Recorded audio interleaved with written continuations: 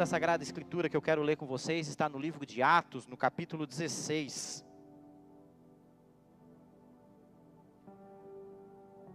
Livro segundo escreveu São Lucas, relatando os Atos dos Apóstolos. Capítulo 16. Nós vamos ler capítulo 16, versículos 16 até o 18.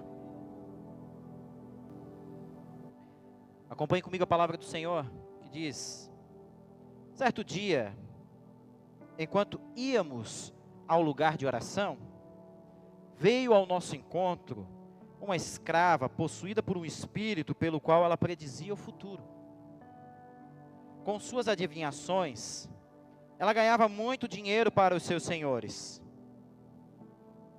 Ela seguia a Paulo e a nós, gritando: estes homens são servos do Deus Altíssimo e vieram anunciar como vocês podem ser salvos.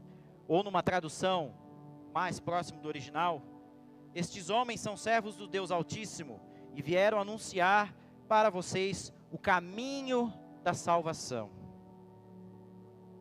E isso se repetiu por vários dias, até que Paulo, indignado, se voltou e disse ao espírito dentro da jovem: eu ordeno em nome de Jesus Cristo que saia dela. E no mesmo instante, o espírito a deixou. Curve sua cabeça e ore comigo. Senhor, esta é a tua palavra, Senhor, que estaremos meditando, Senhor, nesta noite. Venha de encontro aos nossos corações, Pai. Que a tua palavra traga mudança em nossas vidas. Que a tua palavra, Senhor, possa trazer refrigério para as nossas almas. Que a tua palavra, Senhor, possa dar renovo e esperança para os nossos corações, Deus. Fortalece-nos na fé em ti, Pai. E usa-me, Senhor, como instrumento para falar à tua igreja. Que não seja eu, mas que seja o teu Espírito Santo falando à tua igreja, Senhor. Em nome de Jesus. Amém. Bem, como eu ia dizendo, um texto um tanto quanto até convidativo para essa data, para essa ocasião em que estamos comemorando os 84 anos da PIB. E uma das coisas que eu tenho conversado com o Júnior, aliás, que o Júnior tem conversado comigo, que ele é o pastor titular, o homem das ideias é ele, né? Ele tem conversado e passado para a gente, é que, apesar do passado lindo que tivemos, nós vamos começar a partir de agora a olhar para o futuro. Nós vamos agora começar a olhar daqui para frente, a PIB daqui para frente. O que vamos fazer daqui para frente? A PIB já se passou 84 anos. O que vamos fazer daqui para frente? E pensando mais ou menos nessa temática, e olhando para esse texto bíblico, nós, vendo aqui o evangelista Lucas, relatando aqui nos Atos dos Apóstolos, esse episódio, a gente percebe pelo menos dois personagens protagonistas. Na verdade 3, porque aqui onde estava Paulo e Silas. Mas como os dois estavam no mesmo propósito, eu vou incluir como um só. E tinha uma moça aqui que era uma escrava. Ninguém sabe o nome dessa moça, ninguém sabe quem ela era, ninguém sabe nada a respeito da vida dela. Nada. A única coisa que se sabe é que ela era uma escrava, que ela tinha um espírito de adivinhação. Esse espírito fazia ela dar lucro para os seus senhores. E ela estava atrás de Paulo e Silas, gritando, falando, adivinhando o que eles estavam fazendo. E depois que o espírito foi expulso da vida dela, não se soube também mais nada da vida dela. Mas eu quero dar um nome para essa personagem aqui. E para ficar mais fácil para a gente se identificar durante a conversa, porque nós vamos falar dessa moça e nós vamos falar dos apóstolos, tá bem? E para essa moça aqui eu resolvi dar o nome de Bernadette, pode ser? Tudo bem? Bernadette é o nome dessa moça. Por que eu vou dar o nome dessa moça de Bernadette? Porque havia uma moça em São Paulo que se chamava Bernadette. E ela trabalhava numa casa de prostituição, na praia de São Sebastião, São Paulo. A praia de São Sebastião é uma praia alto padrão, eu não conheço, mas pelo que pesquisei, é uma praia no litoral norte de São Paulo. E lá costuma ir pessoas de um maior poder financeiro, poder aquisitivo, uma praia mais nobre, digamos assim. E essa moça trabalhava numa casa de prostituição nessa praia, a Bernadette. E ela trabalhava lá não só pela sua beleza, ela era uma moça muito requisitada pelos clientes da casa. Não só pela sua beleza, que ela tinha uma beleza assim, diferenciada das demais moças que trabalhavam lá. Mas além da beleza, ela tinha também uma inteligência que a destacava das outras. Ela era formada, tinha nível superior, falava 4 idiomas, falava português, inglês, espanhol, alemão e até grego ela falava. Então, a dona da casa zelava e prezava muito por essa moça. Porque quando ela recebia turistas, principalmente estrangeiros, seu principal produto para fornecer para o cliente dela era essa moça, a Bernadette. E como ela era uma moça diferenciada, ela tinha um pouquinho mais de arregalia que as outras. Então, volta e meia, ela dava suas voltas na cidade para comprar suas coisinhas. Ela não ficava presa lá na casa de prostituição como as outras.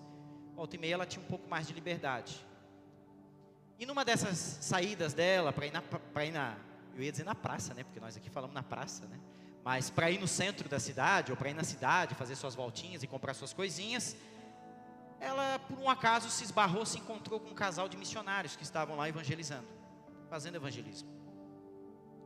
E ela ficou muito interessada com a mensagem que eles apresentaram para ela. E a semente do evangelho foi plantada no seu coração. E ela quis saber mais, quis começar a aprender mais. E esse casal de missionários então disse: então vamos começar a marcar um dia por semana e vamos fazer um estudo com você. E ela pediu autorização para a dona da casa autorizou. Ela recebeu uma visita uma vez por semana. E uma vez por semana, então, esse casal de missionários estava começando a ir lá evangelizar e falar do amor de Deus e falar do amor de Jesus para ela. E conforme foi passando o tempo, essa moça percebeu que precisava mudar de vida. E ela já não estava mais disposta a seguir esse caminho que ela trilhava na sua vida. Quando a dona da casa percebeu, isso num certo dia, o casal de missionários chegaram lá para fazer o estudo com ela. Tudo bem, a Bernadette está aí? A dona da casa disse: não, a Bernadette nós transferimos para uma outra filial. E sumiram com a moça.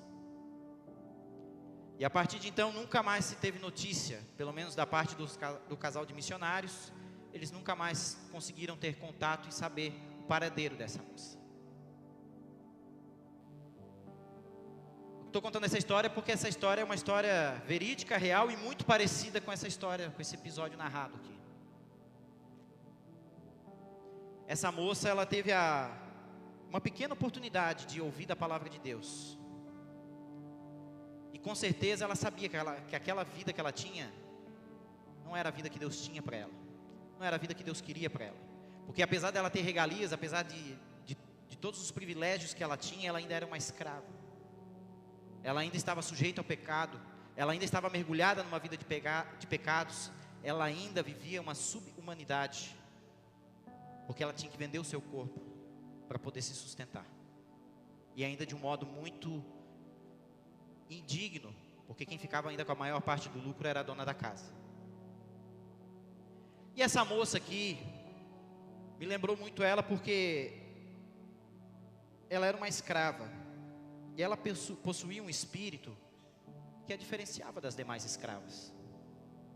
Ela era uma moça que tinha um espírito de adivinhação. E aí eu vou contar sobre ela e vou contar sobre os discípulos. E quero apresentar para vocês 2 situações ao qual às vezes nós podemos nos identificar. Ou com uma personagem ou com outros personagens.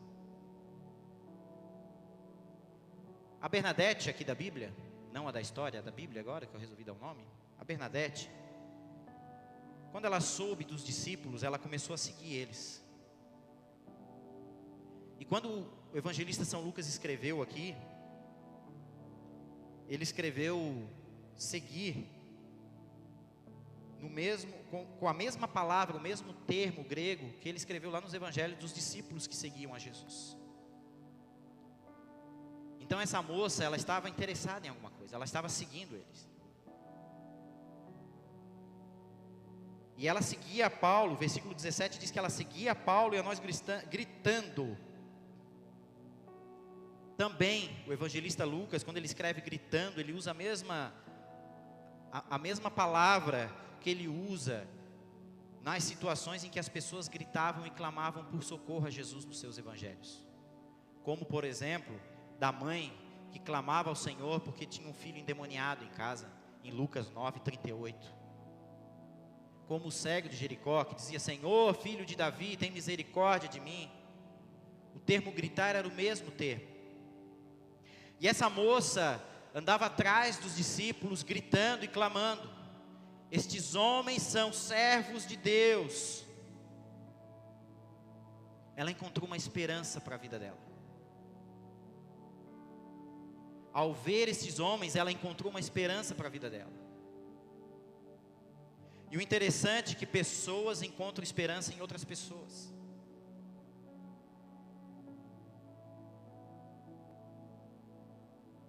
A gente busca esperança em Deus, mas a resposta de Deus para nós sempre é outras pessoas.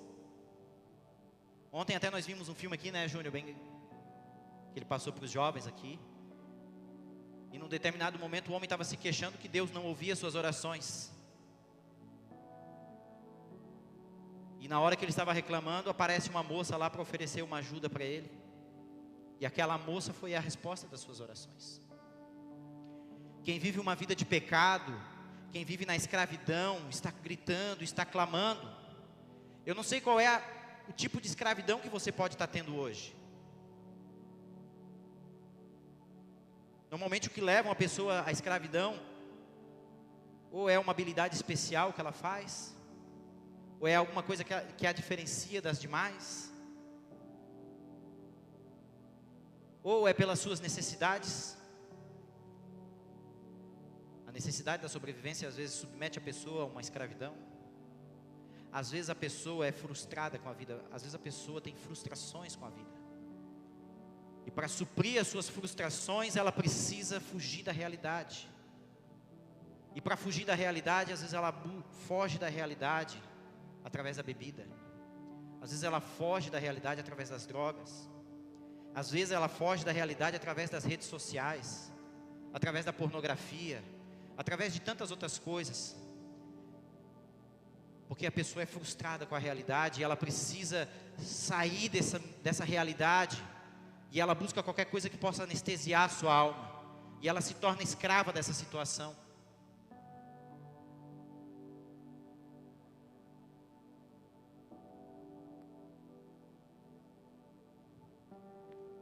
Eu não sei qual é a situação que pode estar te acorrentando e te aprisionando nessa noite. Mas eu tenho uma resposta para você. Cristo é a resposta. E você pode clamá-lo, você pode gritar. Pode clamá-lo, porque Ele vai te ouvir. Porque Ele vai te responder. E ela gritava dizendo que esses homens são servos de Deus. A esperança está em Deus. Que Deus está em nós. Deus está no nosso irmão. E ela fala que eles são servos de Deus e que eles anunciam o caminho da salvação. E quando nós falamos em caminho, nós não estamos falando simplesmente de uma profissão de fé. Nós não estamos falando simplesmente de uma confissão de fé. Quando se fala de caminho, é inevitável não lembrar de João capítulo 14, versículo 6. Eu sou o caminho, a verdade e a vida. Caminho é uma conduta, caminho é um modo de viver, caminho é uma jornada de experiência humana enquanto se vive.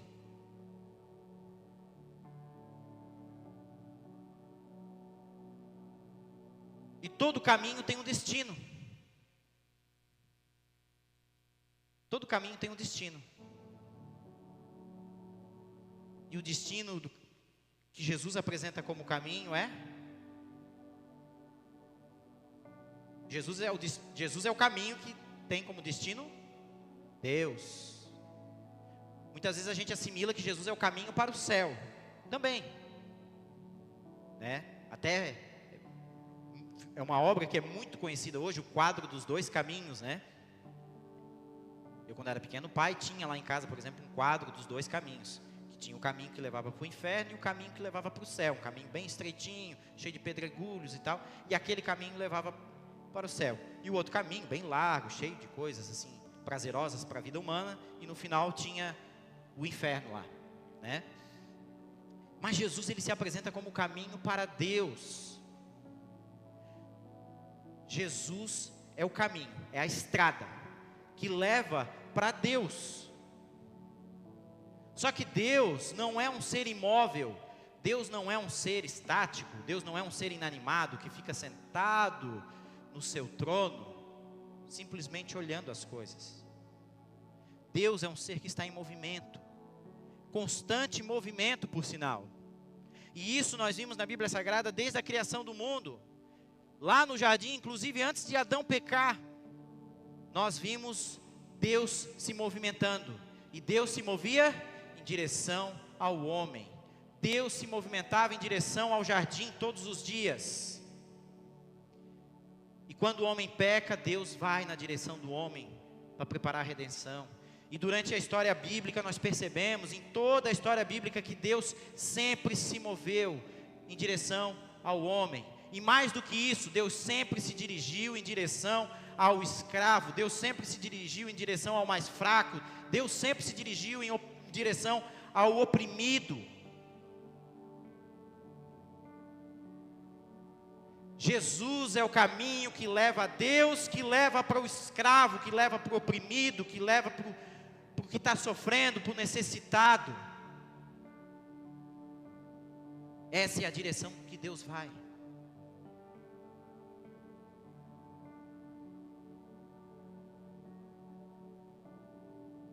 Deus é o destino, e o destino que se move em favor dos homens. E quando nós dissemos que estamos no caminho de Jesus, nós estamos indo destino a Deus, indo destino aos homens, indo destino ao mais fraco, indo ao destino do oprimido, indo ao destino daquele que precisa do nosso socorro e da nossa ajuda. Estes homens, Paulo e Silas, anunciavam o caminho. Eles anunciavam que viver em Cristo é a experiência humana de estar se movendo em favor do próximo, de estar se movendo em favor ao irmão que está necessitado, de se mover em favor ao irmão que está precisando de auxílio, de ajuda. A nossa fé precisa nos mover em amor na direção daqueles que sofrem, pois do contrário, a nossa fé seria uma fé morta, como fala Tiago capítulo 2, versículo 17. A fé sem obras, ela é morta. Estar em Cristo é uma experiência de vida. Talvez você se pergunte, Wilson, mas eu não sou como os apóstolos, eu ainda tenho problemas sérios para resolver na minha vida. Esta jovem seguia os apóstolos que estavam no caminho. Você pode encontrar o caminho. Essa jornada na sua vida, essa experiência humana chamada vida, pode mudar de rumo. Você pode mudar ela de rumo.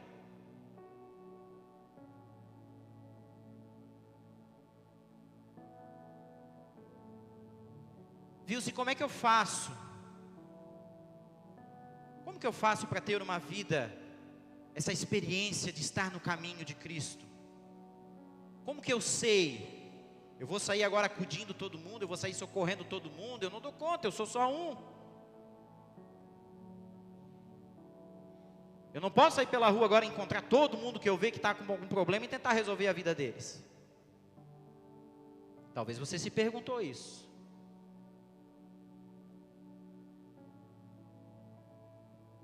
A Bíblia fala que essa moça, a Bernadette, que nós resolvemos chamar ela de Bernadette, ela encontrou esses dois homens num lugar muito especial. Enquanto íamos ao lugar de oração.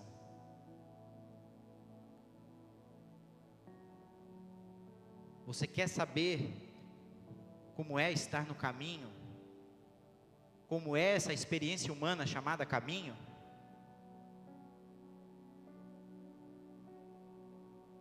Você deve ter um relacionamento com Deus.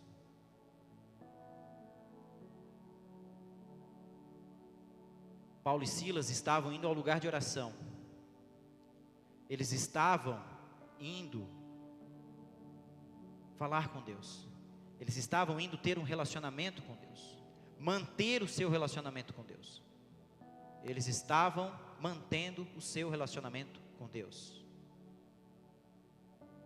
Quando nós estamos nos relacionando com Deus, quando nós estamos vivendo uma vida de intimidade com Deus, os nossos passos são guiados pelos passos de Deus.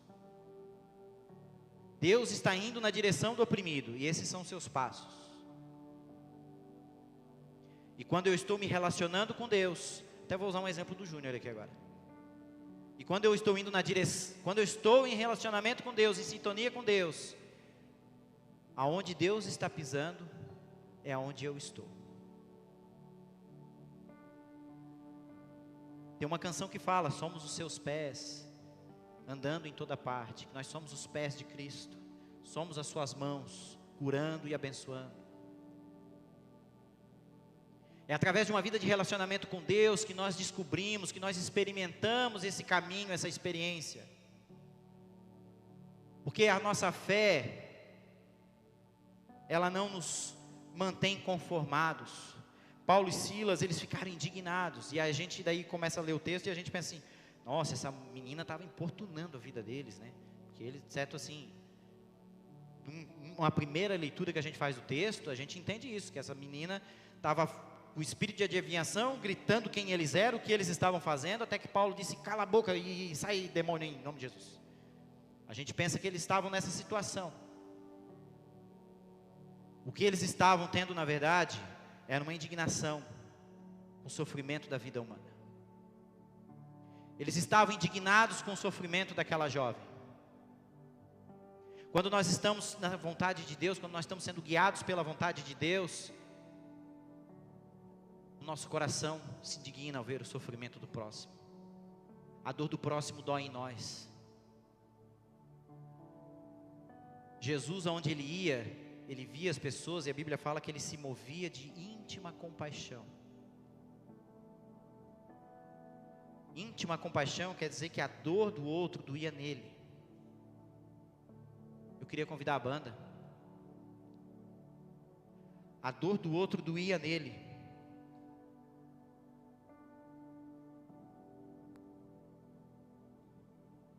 E para eu entender esse relacionamento com Deus, para eu saber quando eu estou em relacionamento com Deus, seguindo o caminho, o propósito do Senhor, quando eu estou indo na vontade e na direção de Deus,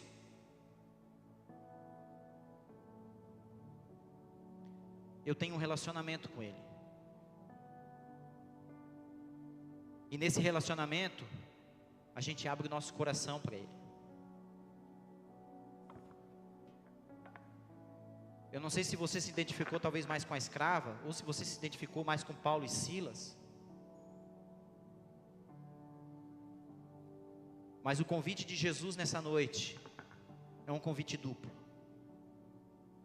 Se você sofre como essa moça que sofria, você pode gritar, você pode clamar, você pode abrir o seu coração. Você pode abrir o seu coração para que Deus coloque você no caminho, para que essa jornada humana chamada vida tenha um caminho que seja Jesus. Talvez você se identificou com os apóstolos. Não, eu sou um homem ou uma mulher que Deus já mudou minha vida, Deus já me transformou. Eu sou uma pessoa liberta, eu sou uma pessoa que siga os passos de Jesus. O convite de Jesus é para que você abra o seu coração, para que você permaneça no seu caminho. Porque os desafios da vida, muitas vezes querem nos tirar do caminho. Muitas vezes, a pressão do mundo, do sistema que tem lá fora, aperta o nosso coração, nos aflige, tira o nosso foco do nosso propósito, que é estar em Cristo, e nos desalinha.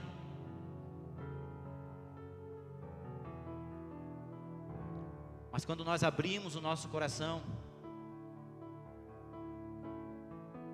quando nós nos rendemos à vontade do Senhor, nós somos guiados pelos seus passos.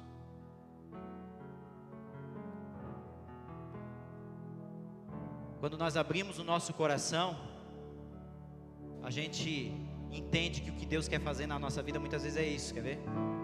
Para me curar, para me ensinar o caminho que devo seguir. Podes me usar, Senhor, como tu bem queres. Abro meu coração. Fique de pé, igreja. Para me curar. O relacionamento com Deus nos cura, e Ele nos ensina o caminho que devemos seguir, o caminho que devo seguir. Podes me usar, Senhor, como tu bem queres. Abro meu coração. Abre o seu coração para o Senhor nesta noite. Vamos cantar essa canção enquanto refletimos naquilo que ouvimos.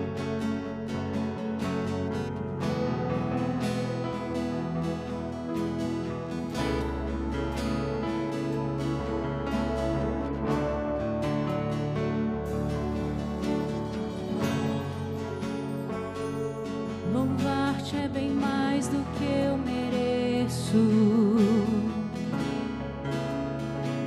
Adorar-te mais profundo do que eu pensei. Servir-te é tudo que eu espero. O que eu mais quero é estar mais junto a ti. Derramar perante ti os meus anseios. A minha oferta